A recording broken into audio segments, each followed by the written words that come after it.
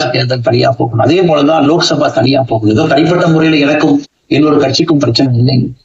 பாரதிய ஜனதா கட்சி ஒரு தமிழர் அடையாளத்தோடு களத்தில் இருந்தால் மட்டும்தான் அது தமிழர் நலத்தை முன்னிறுத்தக்கூடிய கட்சியாக இந்திய அடையாளத்தோடு இருக்க முடியும் என்ற ஒற்றை நம்பிக்கை விட்டதான்.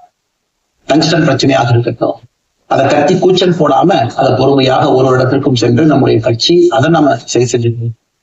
மீத்தேன் ஹைட்ரோ கார்பன் திட்டமாக இருக்கட்டும், நிலக்கரி சுரங்கம் திட்டமாக இருக்கட்டும், எதாவது இருந்தாலும் கூட ஏன் மேகதாத்து அணையில என்னைக்கு கர்நாடகாவில் எப்படி டி.கே. சிவகுமார் அவர்கள் சொல்றாங்களோ அன்னைக்கு நாங்கள் அணை கட்டியே தீர்வோம் என்று சொன்ன பொழுது தமிழ்நாட்டினுடைய பாரதிய ஜனதா கட்சி கர்நாடகால ஆட்சியில் இருந்த நம்முடைய பாரதிய ஜனதா கட்சி அன்னைக்கு எதிர்த்து நாம உண்ணாவிரதம் தஞ்சாவூர்ல எப்பொழுதும் எந்த உரிமையும் விட்டு கொடுக்கல. அதே நேரத்துல அந்த கான்ஃபிளிக்ட பொறுத்த வரைக்கும் கத்தி கூச்சல் போட வேண்டும் என்கின்ற அவசியம் இல்லை. பொறுமையாக பாந்தவியமா பேசி நம்ம உரிமையை விட்டு கொடுக்காம செயலாற்ற முடியும் என்பதை ஒரு நாளும் கூட எனக்கு கிடைத்த பொறுப்புகள்ல உங்களுக்கு நான் அதை காட்டிக்கதான் வந்திருக்கேன்.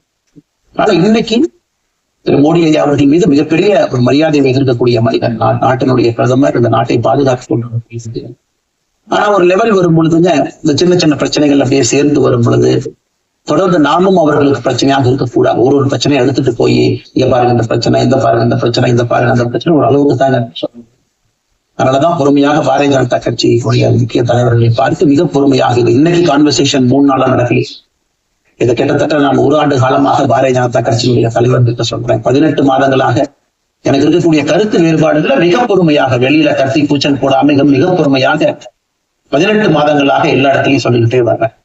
டிசம்பர் 4ஆம் தேதி பாரதிய ஜனதா கட்சிக்கு சொன்னேன், நான் கட்சியிலிருந்து வெளியே செல்ல இருக்கின்றேன், இன்னைக்கே உங்களை நான் தயார்படுத்த விரும்புறேன். அதனால நீங்க நாளைக்கு நான் எடுத்தவங்க கௌத்தம் ஒரு முடிவெடுப்பதாக நீங்கள் நினைக்க கூடாது. டிசம்பர் 4, 2024 25 பாரதிய ஜனதா கட்சி சொல்லி தேர்தல் பணியை முடித்துவிட்டு செல்ல வேண்டும் என்று சொல்லி இருந்தார்கள். அதுவும் இந்த கட்சியினுடைய ஒரு உண்மை தொண்டனாக கட்சி சொல்லி இருக்கிறாங்க. தேர்தல் பணியை முடித்துவிட்டு மே கடைசி வரை நம்முடைய பணியை செய்து விட்டு தான் வெளியே வரணும்.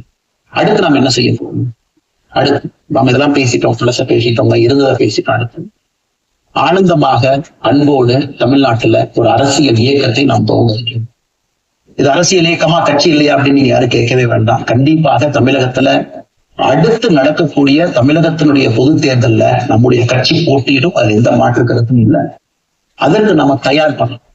நிறைய லீடர்ஸ் தயார் பண்ணணும், நிறைய கேடர்ஸ வாலண்டியர்ஸ தயார் பண்ணணும், உத்வேகத்தோடு தயார் பண்ணணும். அவங்களுக்கு அந்த ஸ்கில் செட்டை நம்ம உருவாக்கி கொடுக்கணும். அதற்கு கொஞ்சம் நேரமா நாம் அது ஒரு இயக்கமாக ஆரம்பித்து நிறைய மனிதர்களை உள்ளே கொண்டு வந்து அவர்களுக்கு சில இடத்துல அரசியலை சொல்லிக் கொடுத்து எல்லா தரப்பட்ட மனிதர்களையும் உள்ளே கொண்டு வந்து, ஏன்னா பாரதிய ஜனதா கட்சியினுடைய தலைவராக பொறுப்பேற்ற பிறகு